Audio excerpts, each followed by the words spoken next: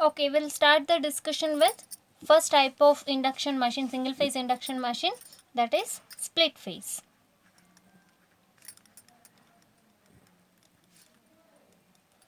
So as the name indicates, it is split phase. We are splitting the phase of the induction machine supply. So how it will be, I'll write the structure, circuit diagram. Here we are going to apply the voltage. I'll call that as Vs, supply voltage. Phase neutral because it is a single phase supply. Single phase 230 volts, 50 hertz AC supply. Right? Yeah. So here we have one winding. Okay, I'll take this as auxiliary winding, and auxiliary winding and the starting winding should be 120, auxiliary winding and the main winding should be 90 degree apart. So here will be the auxiliary winding, here will be the main winding.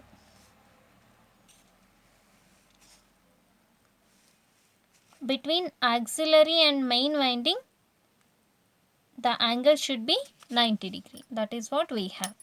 So here we have rotor. Since it is squirrel cage, I am going to write like this because this is the cut section. So this is a switch. We can call it as a centrifugal switch. This is rotor. This is the main winding or running winding. Main winding. This is starting winding or auxiliary winding.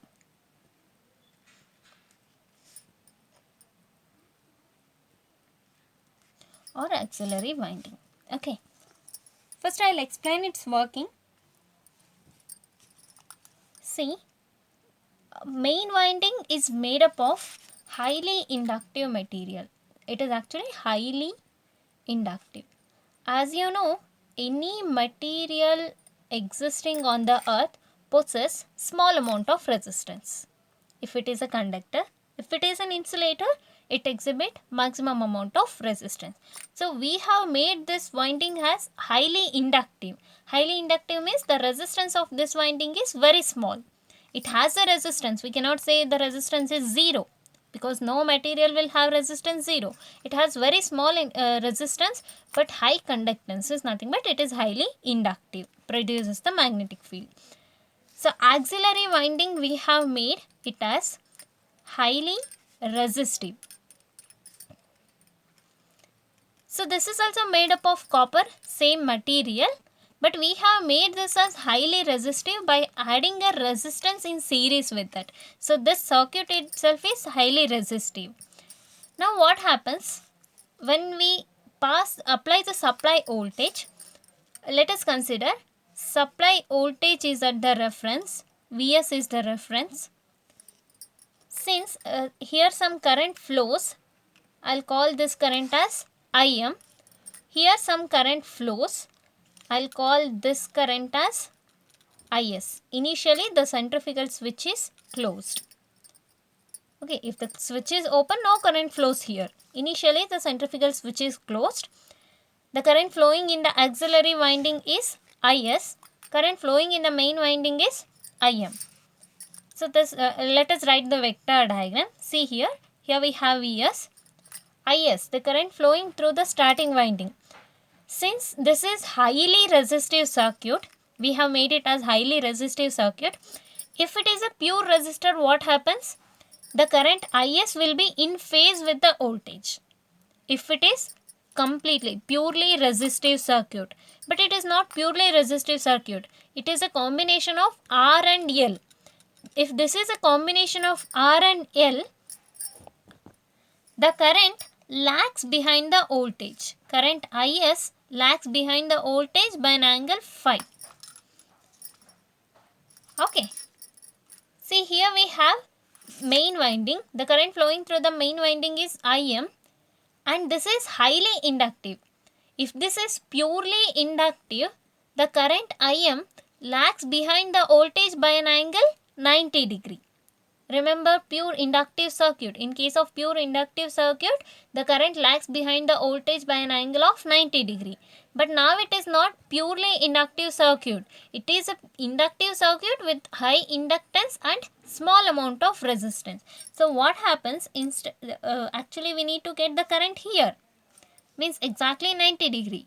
Rather what we are getting the current here, slightly less than that. So this is the current Im. So here we have current Is, here we have current Im. What is the resultant current? So because the resultant current is going to give the resultant flux, we need to see the resultant flux. So here we have the resultant current. Let me call this as IR, and this is rotating. This seems to be rotating. Later what happens? The angle between these two is alpha.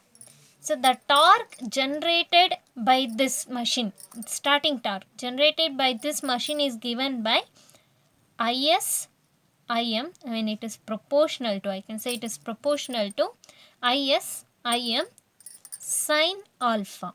So this alpha can change. So as the alpha changes, the torque also changes. If you increase the alpha, means as you increase the value of alpha, we can increase the starting torque. If you increase the starting torque, motor pick up its speed as fast as possible. So Ts is given by K times of Is Im sine alpha. This K is a constant, proportionality constant. So we are going to keep this starting winding till motor reaches 70 to 80% of rated speed. We are going to connect the starting windings till motor reaches 70 to 80% of the rated speed. Later what we will do, we are going to remove the starting switch. So then motor is going to pick up its 100% rated speed by using only main winding. Previously what we need to do, when we have single phase induction machine without auxiliary winding, we need to give an external force to turn the rotor. We need to use a turbine to turn the rotor. So now it can generate its own torque and it can rotate. That's why we have made the single phase induction machine as self-starting. I have also attached one more video along with this, that is the working of split phase induction machine animation. Please look at that so that you can understand better.